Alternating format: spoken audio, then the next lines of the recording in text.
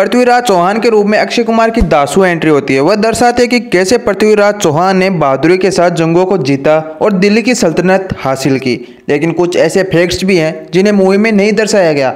तो आइए जानते हैं पृथ्वीराज चौहान से जुड़े कुछ amazing facts. Fact number 1, Prithviraj Chauhan ने अपने छोटे दिनों में एक बाघ को अपने नंगे हाथों से मार डाला था। फैक्ट नंबर 2, उसने केवल 13 साल की उम्र में गुजरात के राजा को हरा दिया था और उसके नाना अगम ने उसकी बहादुरी को देखकर उसे दिल्ली का राजा घोषित कर दिया। फैक्ट नंबर 3, पृथ्वीराज के मित्र और कवि दरबार चंद बरदाई ने उनके जीवन का वर्णन करते हुए पृथ्वीराज रासो कविता लिखी थी।